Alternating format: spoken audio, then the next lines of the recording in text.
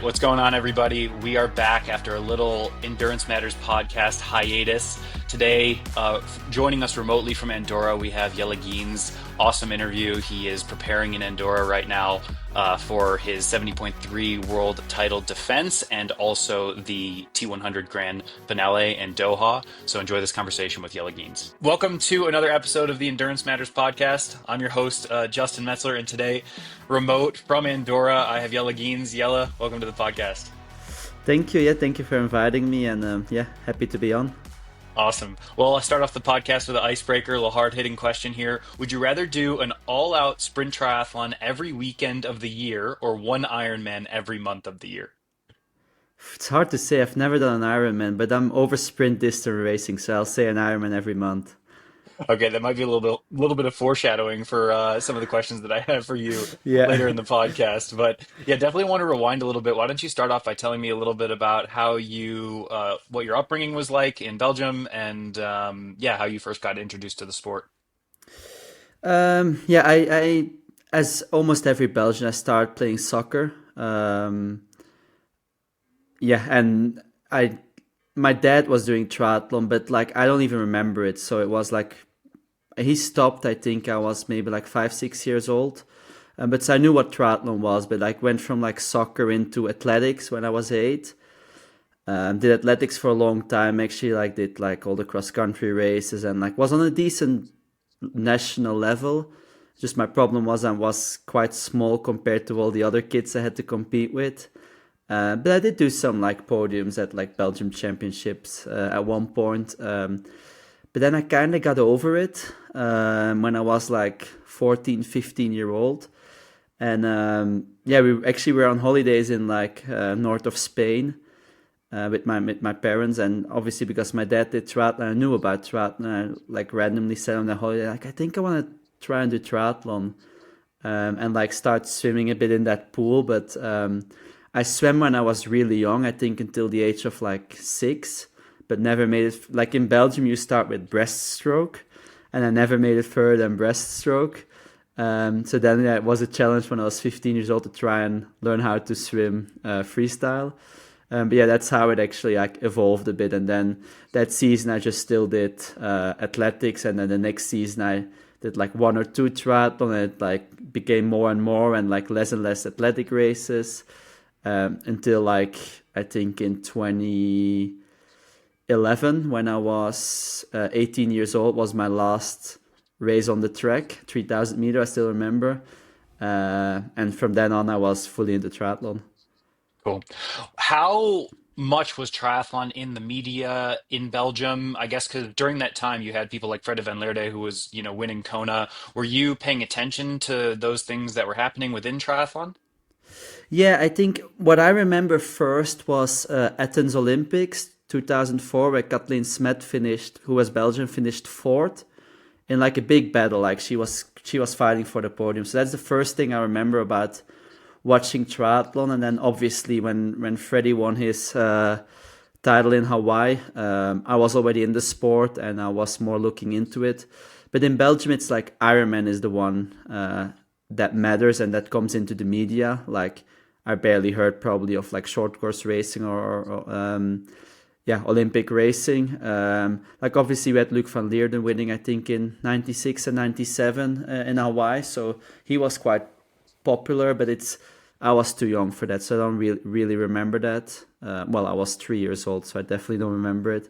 But yeah, you could see like whenever Hawaii was on, like it would come in Belgian media, or whenever a Belgian athlete won Hawaii, they would become national, how do you say this, like national sports person of the year. Yeah. You're guaranteed if you win Hawaii, you become national sports person in Belgium.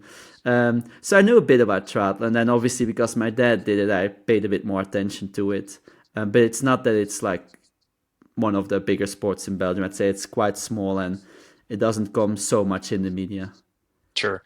And so, with all of the Belgians winning in Kona, were there people in the Olympic sphere who were trying to maybe pay attention to triathlon more? And was the federation getting more interested in funding triathletes and developing triathletes? And how did you get involved in sort of the Belgian national team side? Yeah.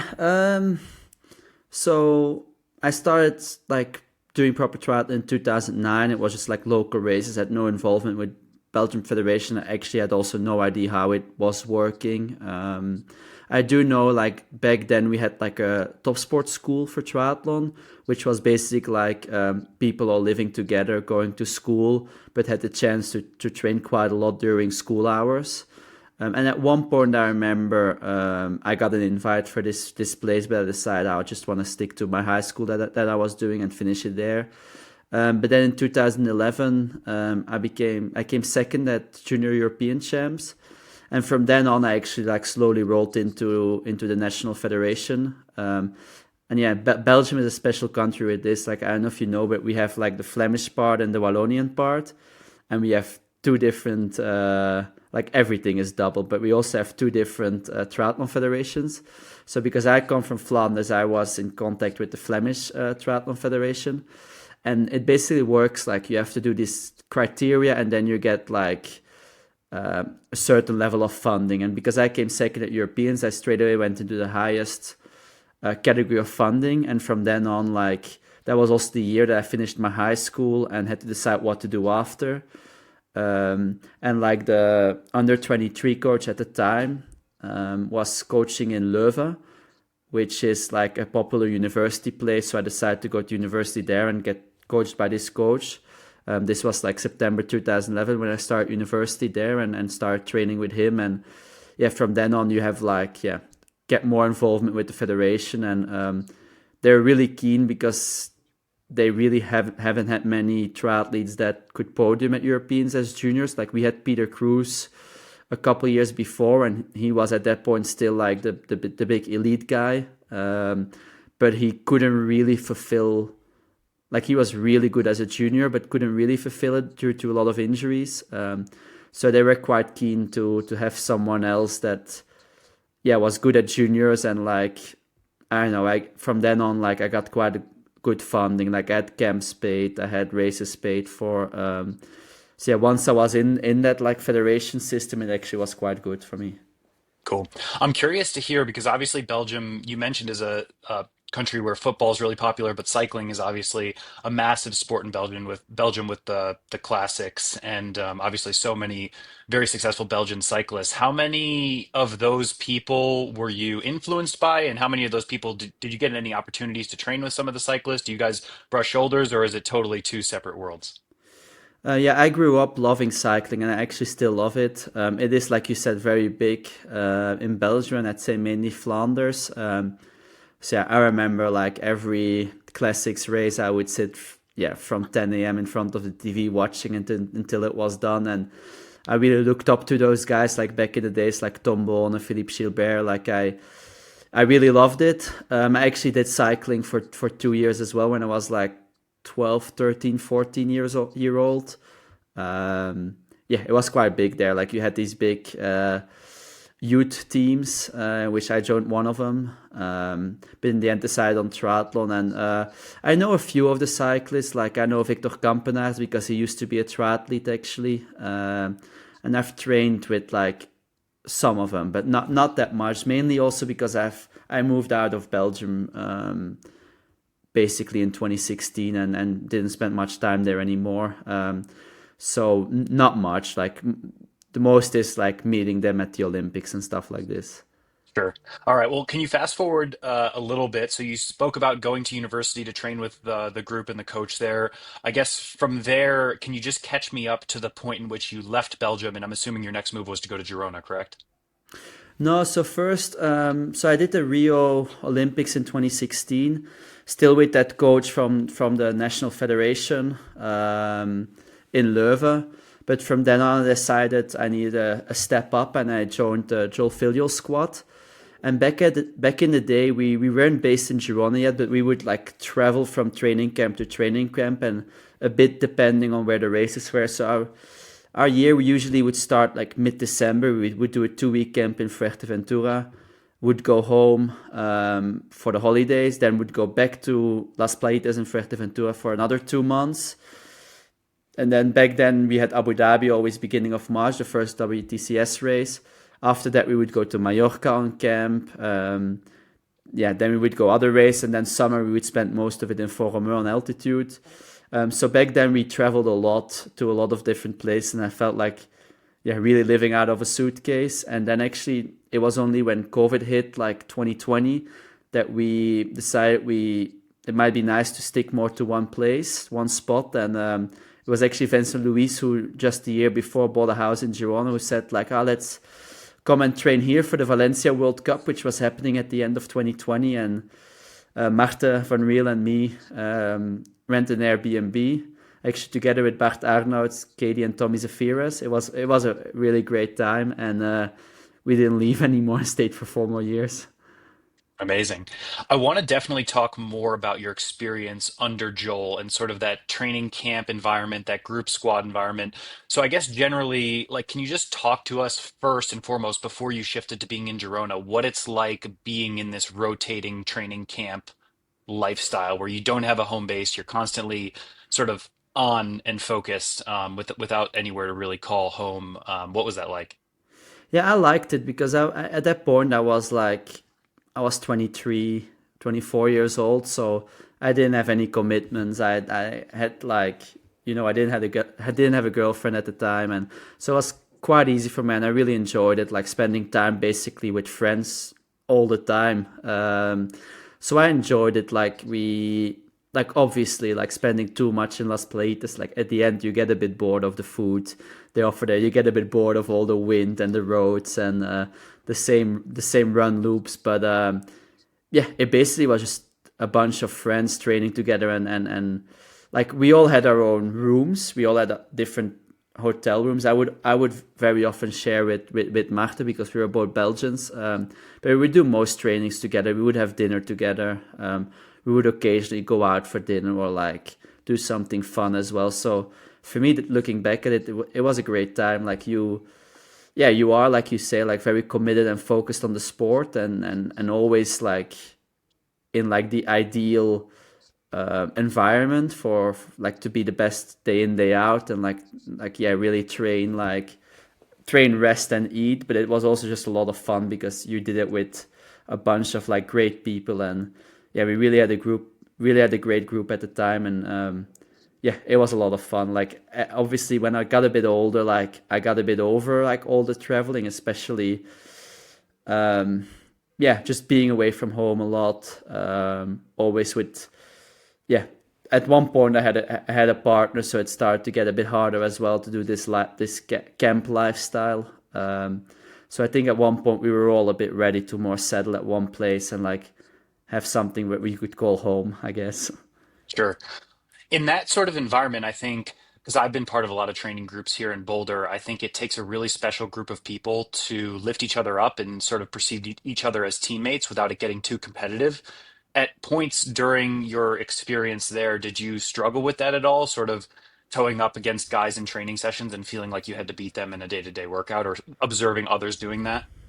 I think in the first like couple months I was with the group, it basically was at that point it was Mario Mola, Marta, me, and I guess because Marta and me we grew up like competing against each other in Belgium, and I feel like we carried that a bit too much in those first months in training camp. And yeah, obviously Mario Mola was at that point like still quite significantly better than us, and we ended up both having a stress fracture, and only Mario was the one that survived. So I think definitely at that point we pushed a bit too much on training, like tried to raise training maybe a bit too much than we should have done at the time. But I think we both learned from that, and the group got a bit bigger as well at that point. Like it often is like after Olympics, like people would stop, so the group was a bit smaller at the time, but then actually like more and more people came. And I feel like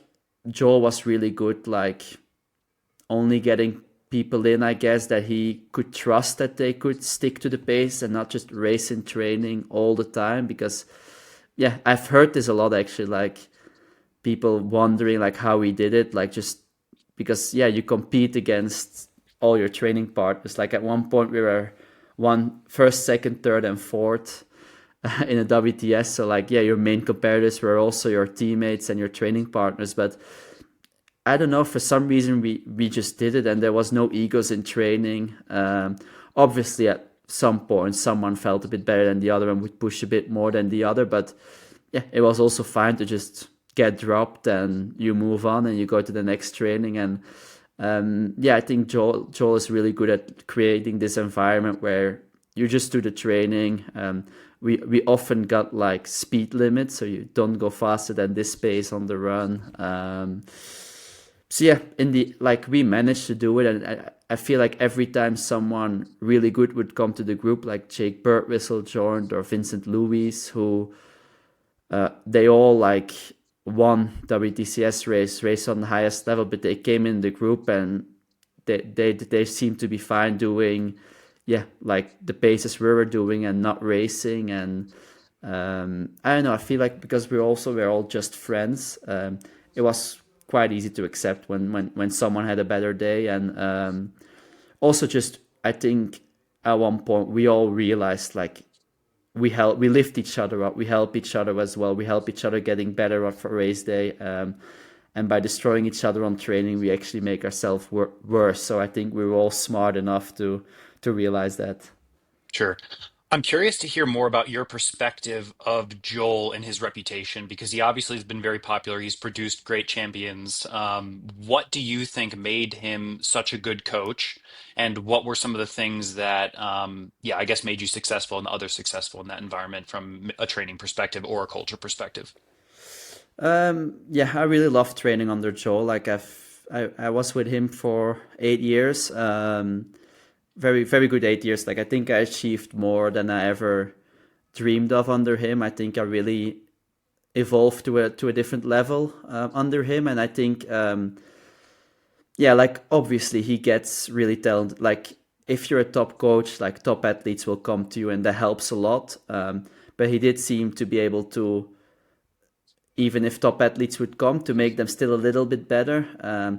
What I think Joel is really good at is like he's really observant during training, and at the time, like he was with us almost 24/7. He would came to most of our camps. He would be there on most of our trainings, and he could really judge, and also the questions he would ask during, before, after training could really see what like state you're in a bit mentally and physically, I'd say, and adapt training towards it. Like it was like the training plan was a group training plan, like, but he would like, depending on how every person was, like adjust slightly for each.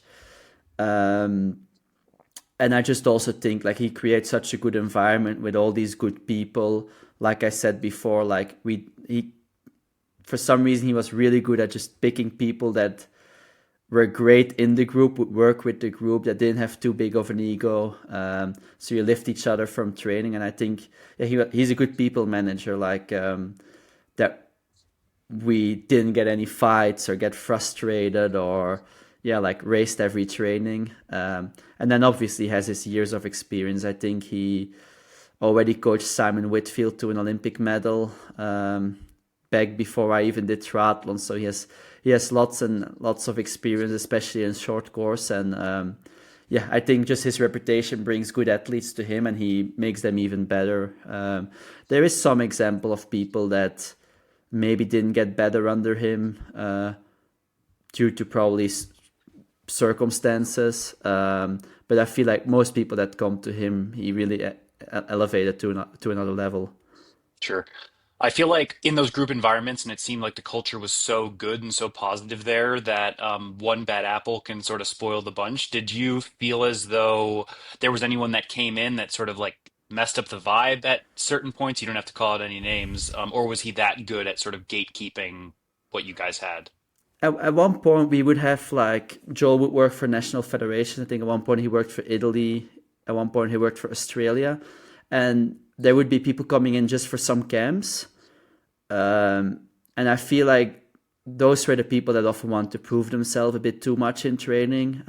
They often would also come in a bit like mid camp, being quite a lot fresher than most of us, and push the pace a bit too much. And yeah, I sometimes definitely got annoyed. Well, I probably also sometimes definitely got annoyed at people from the squad. Like it happens, you know. But Yeah. I feel like that were mainly the situations where like pace would be pushed a bit too much, and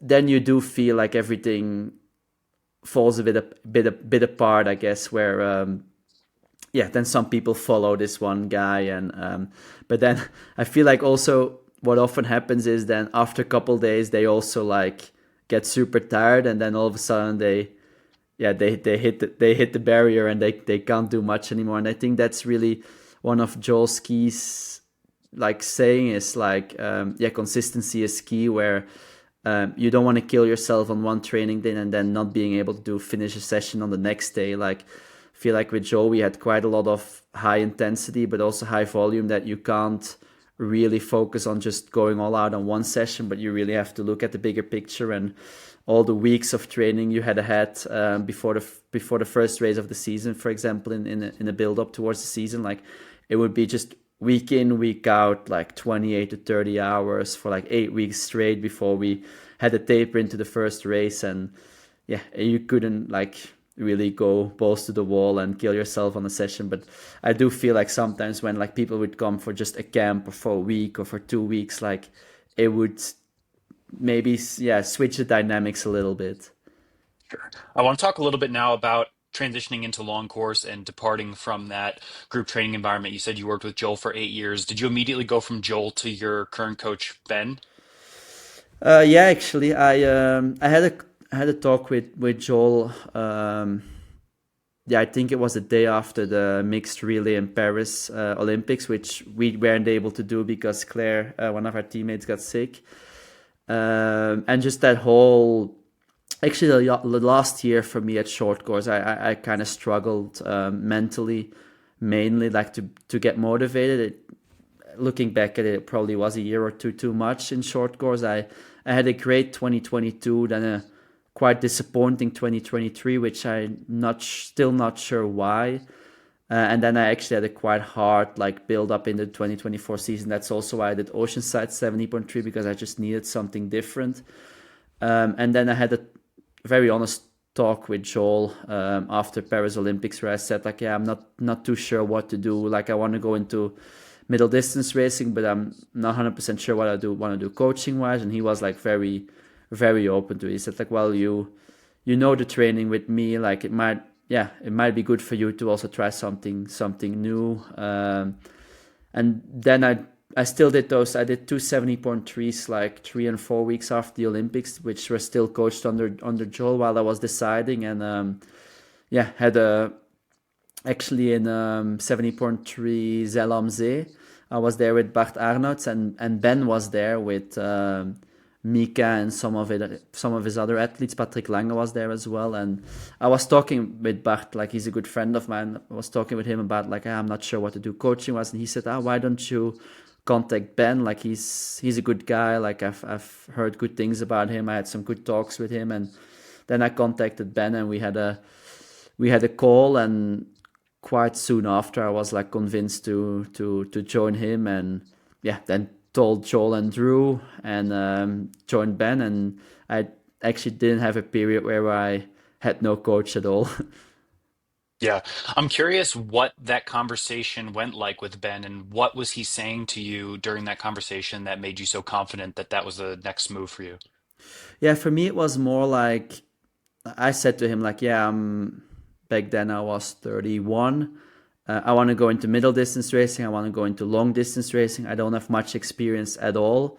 I don't have time to screw around and like have 2 years to try and figure out what works for me. I need someone with experience, someone that knows what to do, that has also just race tactics wise a lot of experience. And he just convinced me that like he was the guy that was gonna be able to get me perform straight away at 70.3 races or middle distance racing. I had quite disappointing Tallinn and Zell am See. I still both finished on the podium. I feel like I was really not performing at my level there. I felt like in training I was a lot better than I showed there, and I wasn't sure why. because I felt like I had trained well for it. But yeah, then had this call with him where basically I said like, yeah, I don't have time. I want to perform straight away. I don't want to be 34 and like only figured out the key to success in middle distance. And yeah, just talking with him about all of it, he kind of convinced me. Yeah, that he was the guy to lead me to it. Sure. And then once you got into it, how much of a departure was the training that he was prescribing from what you had been doing with Joel for the previous 8 years? Um, I think there was definitely changes between like Joel's short course training and Ben's middle distance training. I feel like with Joel there was definitely more intensity, especially like VO2 kind of stuff. Um, like we would weekly do a track session where we would, yeah, finish like at 2:45 per kilometer last reps, um, and didn't have that much with Ben at all. Like it would be threshold or like very short VO2 stuff. So that definitely was different, and I feel also like weeks were structured a bit different. Where with Joel, you had easy days, but they still involved a hard swim, a bike, and a gym. Where with Ben, and also because I asked him or told him that I want to do this, I have like Thursday, Saturday very easy. I just have a swim and gym because I want to spend it with my family. But that means that the other days are really loaded and I train like 5 to 6 hours in the other 5 days of the week. And which I feel like with Joel, it was maybe a little bit more spread out. And then I think a big difference now is I do these big days where I do a long run and a long bike where I have like 6 hours, yeah, on my legs basically. And with Joel, like they would be divided. I would do a long run on Saturday and the long bike on Sunday. So I feel like that's a big difference as well. And then with Joel, like I said before, you don't really have easy weeks or easy days. Like, yeah, you only start having easier weeks when races coming up and you start tapering like 10 days out. Where now with Ben, I would do like 3 week training block and then like couple days, like 3, 4 days, a bit easier, and then back into the next block. So that would be a bit different as well. Sure. And then now, obviously, in the filial training group, you had people around all the time. Do you have training partners now? Has that been a struggle just psychologically to have to maybe do a little bit more on your own? Yeah, I had training partners basically from 2011 onwards, 2012 onwards, first with the first group I was in Belgium and then with Joel group. Um, but I do feel like with the family now, like I have a partner and a almost 2-year-old daughter, it does make it a bit easier not having to stick to a certain plan, like stick to certain times of training, which you definitely have with a group. And now I can just, yeah, fill in my days a bit on how, yeah, whatever Kate is doing, my partner is doing, or whatever, whenever I have to be with Sienna. So that makes it a lot easier. Like obviously I still train with people. Like maybe I would swim with a squad back in Australia, because I don't really like swimming on my own. I find it mentally the hardest of the three to do on my own. And then I would occasionally link up with like Aaron Ward, who lives now like 10-15 minutes drive from me, or like other people for like an easy ride or an easy run. But with Ben, like the sessions are so specific and individual on the bike and run mainly that it's easier to do it on your own anyway, honestly. And I can enjoy it. Like yeah, basically listen to podcasts on my bike and runs, which I've never done before. Like I would never run with or bike with music or anything in. So that changed a lot actually as well. But I can enjoy and having a bit more freedom around like my schedule. I just have to basically do the training that's prescribed, and whenever I do it, doesn't really matter that much. And I kind of enjoying, like obviously sometimes I miss having training partners, especially like the friendship from it. Like I definitely miss those guys and girls I was training with. But yeah, I think for now, I think it made sense to do it this way. Sure. Well, you've been a sports person now for, over a decade and you grinded on the WTCS circuit for, yeah, like about 10 years. How did you stay hungry and keep reinventing yourself as an athlete, I guess, during that period? It's maybe a little bit easier now that you've shifted to a new world of middle distance, but I guess from a mindset perspective, over the years that you were racing short course, how did you stay motivated during that time? Well, for me, I was like, um, well, in the beginning, obviously, I was young and just wanted to evolve in the sport and see where I could end up, basically. And then at one point, like in 20, so my first 2 years with Joel, I had some good races, but also quite a lot of bad races. And that was like a bit throughout the whole time, like from like 2012 when I, no, 2013 when I became elite until like 2018, like consistency wasn't really there. So that was really something I was striving for. And then actually like the winter from 2018 to 2019, I could really see that I don't know, something clicked at that winter, and like could all of a sudden like run with Mario and Vince, and really like push them a bit as well. Like, I could feel that I was getting on their like run level. I was getting quite strong in the bike, more consistent in the swim. Like the swim was always my weakness, but I got quite consistent in the swim. And then I had my first WTS win actually in Montreal in 2019. So that was a big goal, like that was ticked off. But then it's like I was never someone in short course that was on the podium all the time. Like I would always have like some bad races in there as well. And that kept me very hungry to have like a consistent year, which I feel like I had in 2022. I was sadly though consistent fourth or fifth a lot of the times, except for the grand final where I finished third, and then also got third. No, I got fourth overall.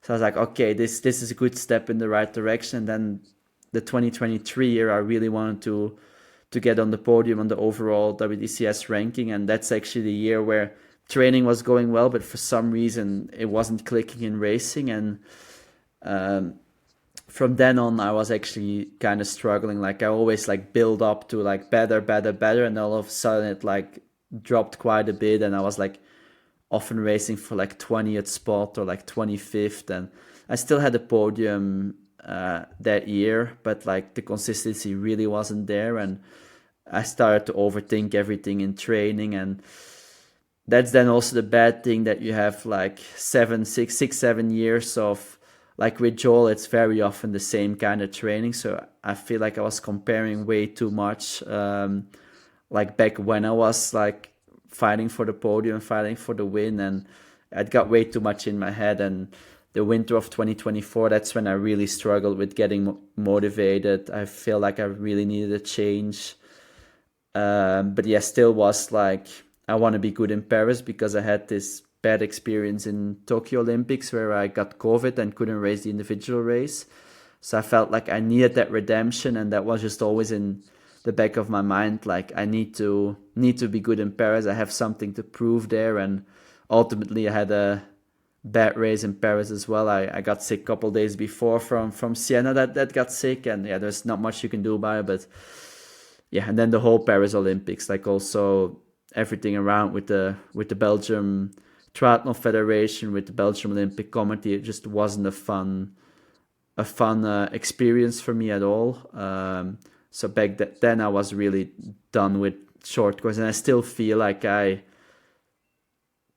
still not over it. Like thinking about short course, yeah, like you said, I would rather do an Ironman every month than doing a sprint distance race, because I'm still a bit over it. Yeah, it's just because I had such a hard year leading into Paris Olympics, and it was such a relief, like not having to rely on Belgium Federation anymore, like changing to middle distance racing. Like you're way more on your own, like and I really enjoyed that. You just have to race for yourself, not for like your contract with the government or your like spot at the Olympic ranking because you want to go to the Olympics the next one. And like it was just so freeing, that yeah, now I just enjoy life. I enjoy training. Obviously, like it went really well my jump to middle distance racing, so now I really want to just keep performing well. Like I finished a lot of seconds this year, which obviously that makes me hungry to be able to win a bit more in the next race and next year. So yeah, just a whole different ball game now. I feel like it's a different distance, but everything around changed. Like new coach, we moved from Girona to Australia. I just have my own to I don't have to rely on government funding and have to like always make top 8 at the grand final or top 3 at European champs. That's the criteria you have to hit to keep your contract. And yeah, I'm now it just I just think sometimes it's you have to try something new, and for me it really was a good decision, and I feel like I should have done it earlier. Yeah, no, I get that. If I guess before we move on, I want to definitely dive more into the T100 and sort of where you're at now. If you could go back to your short course career, would you have changed any singular moment? Was there any decision that you maybe made along the way that you'd go back and rewrite if you had the opportunity? um, I'd say maybe just moving on from it a bit earlier. I think looking back at it now, it just that like the Olympics is just so big that I had to try it. And probably if I would have jumped to middle distance racing earlier and didn't go to Paris, I would have regretted it as well. So in the end, like life brings what it brings, I guess. And looking back at now, it's very easy to say like after 2022, I should have shifted to middle distance racing, but I didn't know at the time. And I wanted to have a good experience at the Olympics after two such fulfilling experiences in 2016 and 2021. But for the rest, not really. I think to be honest, I think I really maximized my abilities there. I think I'm probably more suited for middle distance and long distance racing. I probably don't have that top end speed that you really need to have nowadays in short course. So I think I really like looking back at it. I'm quite proud of what I've achieved. I'm the first and still only Belgian to win a WTS. Like I think I've podiumed the most of all Belgians. Like together with Mart, I think we put a short course racing a bit on the map in Belgium, and I'm quite proud of that. Yeah, totally. All right, well, let's dive more into the T100, where you've been super successful in the past two seasons, diving, right into that sort of racing.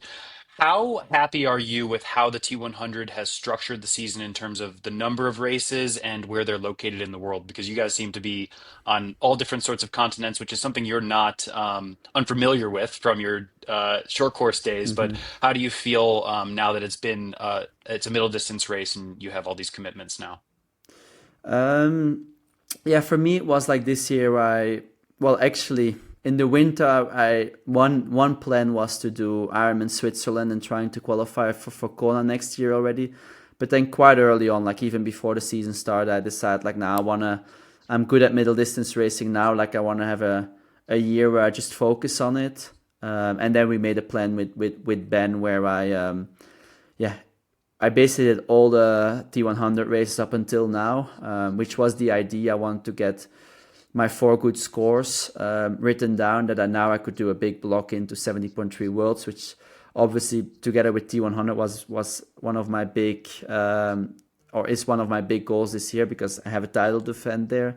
But yeah, I want this big block into 70.3 Worlds and then also Doha because I felt like last year it worked really well doing these big training blocks into T100 Las Vegas and then after into Ironman 70.3 World Champs in Taupo. So we structured the year around the T100 with Marbella 70.3 as one of the top goals as well. And it is a lot of traveling. I think, especially now living in Australia, it's you have to really think about it. You can't just fly back and forth all the time because it is very far. I feel like those US races that we did in San Francisco and Vancouver, they're quite easy to reach from Australia. Like I had you have a direct flight from Brisbane into west coast of the US. I think I flew over Sydney actually to go into San Francisco because I wanted to fly this specific day. But you did have straight flights from Brisbane. But anyway, it's quite easy to reach. But then obviously like Europe is, you're traveling for like 24 hours. That's with a short layover. So we decided first, actually, the plan was to go after T100 Spain. That was a couple of weeks ago, to go home to Australia to prep there for 70.3 Worlds, and then come back to race Marbella and then back to Australia. And we were looking in, like, flights were booked and stuff, and we were looking into flights to go back to Spain to do 70.3 Worlds. And Kate, my partner, I was like, oh, this is getting so expensive. Like, why don't we just stay in Europe? Like, she's very flexible with her work, and like our daughter doesn't have to go to school yet, so like, why not do it? So we called Qatar Airways and got our flights delayed till after 70.3 Worlds in Marbella. But so you really have to plan, I think. Like, you can do a few big trips out and back. Like, I think it was good that I could do San Francisco, Vancouver in one go. I was there for 3 weeks and then come home.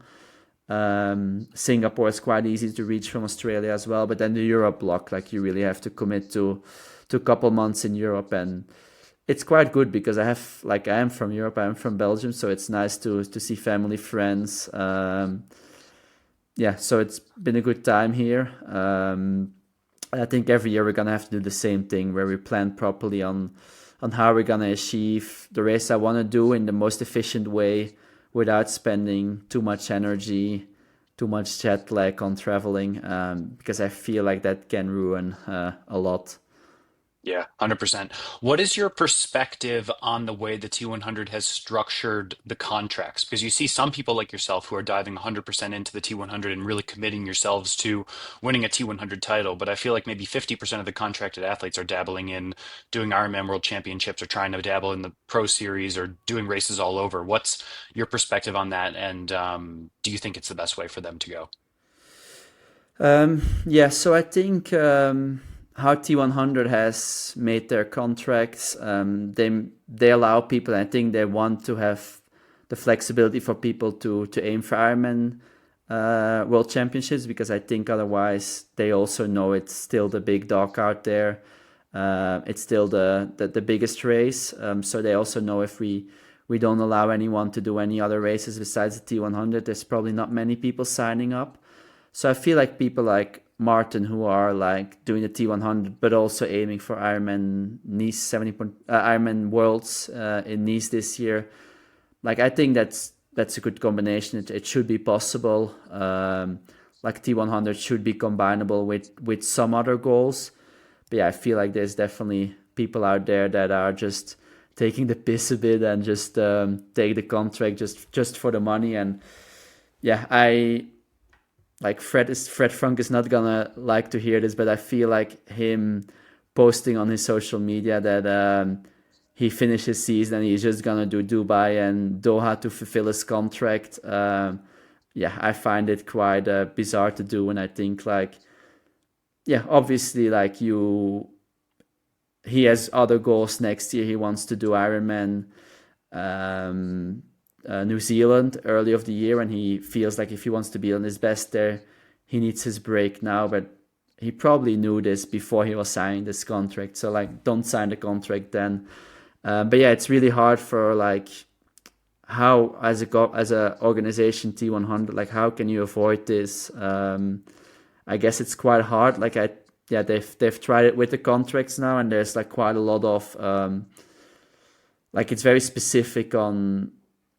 I'm not 100% sure exactly how it's specified, but, like, you can't do too many races in the 2 weeks when there is also a T100 race. Like, you only have, like, a couple opportunities that you can do this, and they've really, like, tried so that people have to more commit. Like, you had to do Singapore, the first race of the year, but then it seemed like in the end there's still people that still just seem there to get the free money, to just get the contract and just race it while preparing for something else. And I kind of find it quite sad, because I think T100 really has elevated just the triathlon sport. I think, well, Ironman had to respond. They came with the Pro Series. There's lots more money in the sports thanks to T100. So I find it quite sad that people just see them as easy cash and not really wanting to commit 100% for the series. I think it's a sad thing, because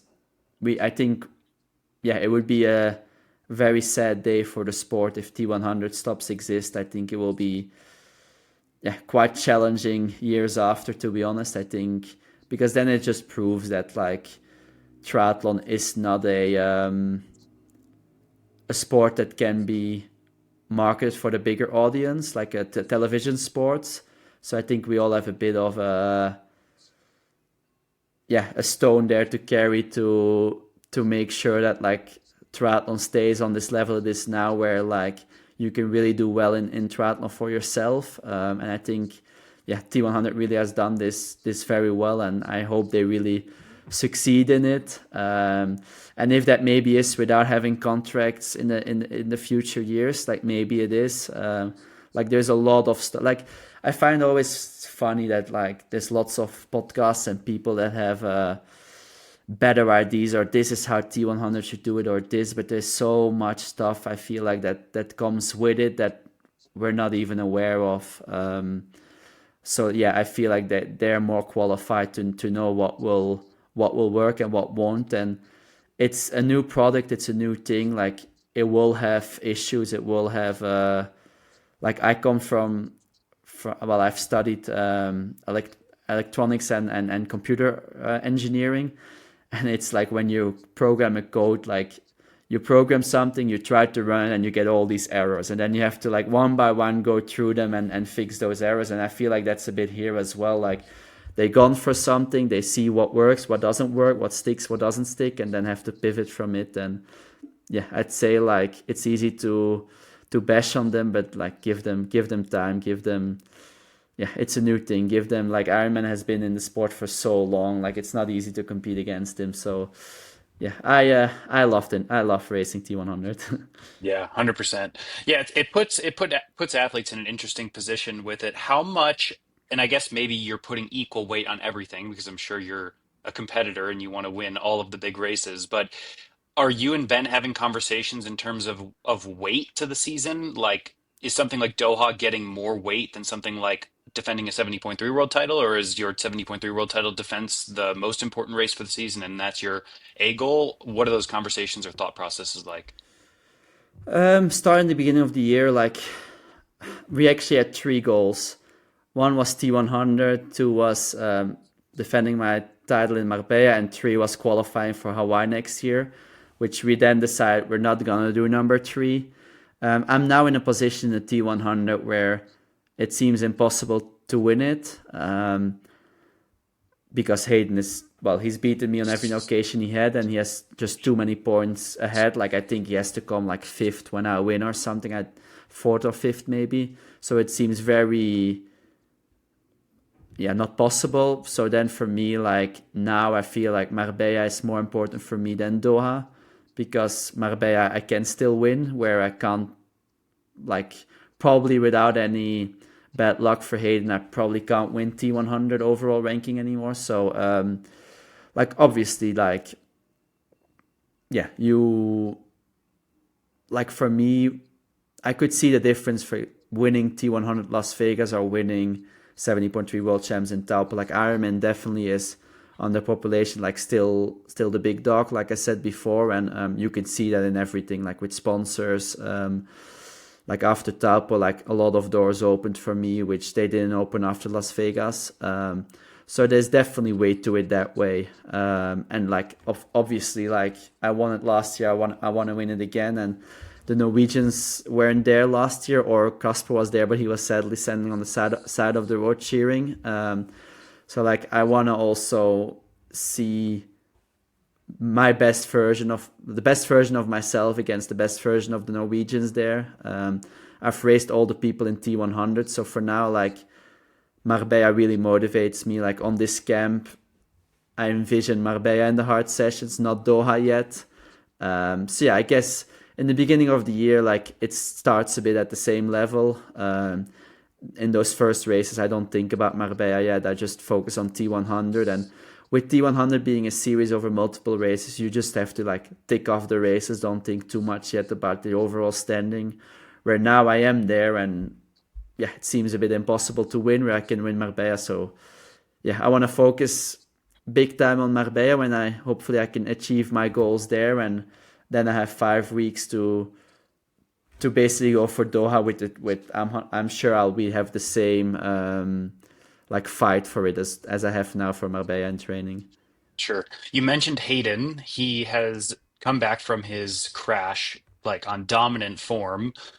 Has that been frustrating for you to go to the races and try to find a way to beat him and still have him come out on top? And if so, what are you trying to do in the future to get the upper hand on him? I've raced Hayden a lot, like also in short course, and he mostly has beaten me. Like he's like I've said this before. I think he's probably the most talented triathlete in the world at the moment. Like yeah, it's hard to beat him. Like I'm well aware. I've done it in Taupo last year, so I'm sure I can do it. I feel like I have it within me, but I need the perfect day, which I feel like I haven't had yet. I didn't have a great day in London. I had my chain fell off in Fréjus, and I crashed in the Oropesa race. But still, it would have been like, don't get me wrong, like those are no excuses. Like he was stronger. Like I wasn't able to compete with him there. Yeah, but I guess it's frustrating in a way. But I'm also realistic enough that like, yeah, I know I need like that one day, where everything goes well to be able to compete with him. Um, yeah, to be honest, like, I just look up to him, like how he comes back from his crash and stuff. It's impressive. It's good for the sport, I think. But yeah, obviously, I still want to beat him very badly. But yeah, it is what it is. I guess I feel like I haven't this year raced him where I was on my full potential yet. So I hope to have that in Doha, where I can hopefully make it a bit more of an exciting race. I mainly this frustrates me that like, yeah, I haven't even really came close yet, which I feel like I really can. But yeah, as I said, it is what it is. Like in the end of the day, I don't lay awake in my bed thinking about it. Like I'm happy with how I'm doing. Like I said before, I'm just enjoying life quite a lot. Like just training, like spending time with my daughter, and I've achieved this year more than probably in August 2024 I would think I could in the rest of my whole career. So I'm kind of proud of it. I've won 2 races this year, and I've came 3 times second, 4 times second, 3 times to Hayden. So yeah, it is what it is. It's better than becoming 10th of 11th. Yeah, that's amazing perspective because I think sometimes it's hard for the best of the best to accept anything other than victory, but I think like to celebrate those successes is I think really important, and obviously there's still a lot of season left for you to put yourself out there and obviously try to go for the win at these races. Um, One question here in terms of the future, you've mentioned that you're seemingly over the short course game, but LA is coming up. Is there anything that would draw you back to short course to try and go for the Olympics again? No, no, no. The marathon maybe. Interesting. Do you think that there's anybody from the Belgian national team that is a young up and comer who would put them in a position for a medal in the mixed relay or the individual? And if not, do you and Martin potentially feel a responsibility to go there, or do you feel like you've given everything that you could to the country and the federation? Well, I think Jolien Vermeil is doing really well. Like if she can, like the progression she made from last year to this year is quite impressive. And I think if she can keep this up, she can definitely aim for a medal at LA individually. I think for mixed relay, it's gonna be hard. Like I think we really miss we miss, yeah, three more people. I guess like there's some people that do occasionally do good races, but like a bit like with me in the beginning of my season, like that consistency a bit. To be honest, I'm not 100% sure what's coming. Like I know we had a guy winning a European Junior Cup like a month ago, maybe. So obviously he is quite a big talent. I think it was from I think I medaled last in 2012, and there was another Belgian, Christophe de Keizer, who medaled in 2012 at the Junior European Cup. And since we didn't have any medals, so that definitely looks good for the future. I think we have some great people within the federation, like Claire Michel, who was with us in Paris and Tokyo and Rio Olympics. Actually, is now the high performance director for the Wallonian Triathlon Federation. I have a lot of confidence in her to get our youth back up on the rails, I think. But yeah, for me, I can't speak for Marta, but for me, I feel like I've given everything I have for short course. I don't see myself coming back to help the team out or to do a relay. Like, it's not that easy either. You need to be, I think it's like top 140 in the world, so I will have to do some individual races as well, perform well. And just honestly, like financially, it doesn't make sense. Yeah, I get that. Interesting. You mentioned the marathon. If you gave yourself 12 months from now until a marathon, what do you think you could run? Oh, that's a very good question. Well, what did Alex run? 2:11. I feel like he has quite a lot more in him. It was a hot day in London. Um, I don't know, 2:12, 2:13 maybe.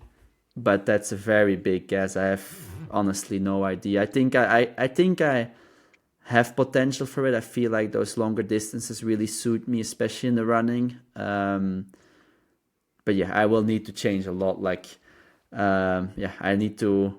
I'm running now max maybe 90 to 100 Ks a week. I think I probably need to at least double that to be Yeah. even remotely in contention for like a 2:12 marathon. But at one point I was thinking how it would be cool to try to go for Brisbane Marathon Olympics, because it's like an hour from where I live now. But yeah, honestly, I don't think it's gonna happen.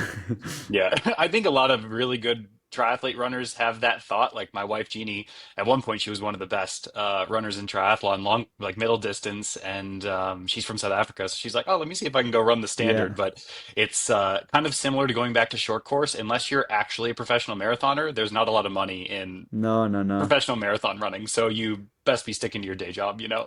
Well, and the standards are getting so hard. Like, I think, what was it for Paris? I think you had to run 2:08:10 to be automatic qualified. And in Belgium, there actually were three people running under 2:08:10. So it's impossible. Okay, yeah, Like, just 100%. like in another life, maybe, you know? Yeah. You can go for master's record, you know? Yeah, When we're all done. All indeed. right, well, cool. Yeah, this has been awesome to get to know your story here. Before we wrap up, I've got some rapid fire questions. You ready for them? Go for it. Yeah. All right, number one, if you had to make a jelly bean, what Belgian food flavor would it be? Oof. I guess it has to be Belgian fries, although I'm not sure it would be nice in a jelly bean, but yeah, I guess it's a bit. Although maybe speculoos. Oh, you're gonna You have to know tell the this? listeners what that is. Nobody knows what that is. Do you know like the little cookies you get with a coffee? It's called speculaas. Okay, yeah. They made that in like a paste, like a Nutella kind of thing. It's very good. It's dangerous for me. If I buy the jar, I would just like eat it with a spoon, you know? Yeah. All right. Number two, this is a fan submission. You might have an understanding or a guess of who this one might have come from. What does it mean to lay the foundation for the rest of the season? Yeah, I know who this one is from. Yeah, this was funny. I think it actually was in Chicago, at the after party where we Belgians we like to go out after like important races. And I said to, I think, yeah, it was Claire Michel and Valerie Barthélemy at that point, like, we need to drink more. This is where we lay the foundation for the rest of the season. That's the key. It's just more Yeah. drinks. All right. What is your favorite precision fuel product? Well, I actually really love the new 60-gram shoes. I think they're great for like these long, for probably when you do Ironman, even longer rides. I think they're great. And then, yeah, I use the, what is it even called? Like the normal, like sports drink without sodium. that's what I use for my races. So I use that a lot. I use a lot of those bags. You do the one without the sodium. Yeah, yeah, and then I add actually the sodium like little capsules in Yeah. it to get my sodium intake in. Okay. Yeah. Interesting. Have you done the sodium composition test? Do you know that what your number is? Yes. Yeah, I've done it. Okay, I was cool. quite low. I was a low salt sweater. I can't even like 500-600 maybe. Yeah. I was quite low. I actually I'm did not it in surprised by Taupo. that. Yeah, yeah, yeah. We always, well, because we have a coaching business and we get most of our athletes to do the sodium composition testing, and a lot of the ones who come to us who are already really fast and the best athletes in the world tend to have it pretty quite low. You Ah, do see yeah, some people who have a high sodium composition. They're out there if you like read through the precision tests or whatever, but like some of the best in the world are between like 500 and 1,000. So yeah, I yeah, wasn't yeah. surprised when you say Yeah, 500. right, yeah. All right, cool. What's your favorite training location in the world? Just for training, I really like Vormeux. I've spent a lot of time there. It's like in the Pyrenees on altitude, and I feel like it has the combination of beautiful riding and like really nice running and lots of options. So I really love it there. But then there's nothing to do there, you know. It's just literally just for training. Sure, which is good for a period of time. Yeah, definitely, Um, definitely. and what's the hardest single session you've ever done?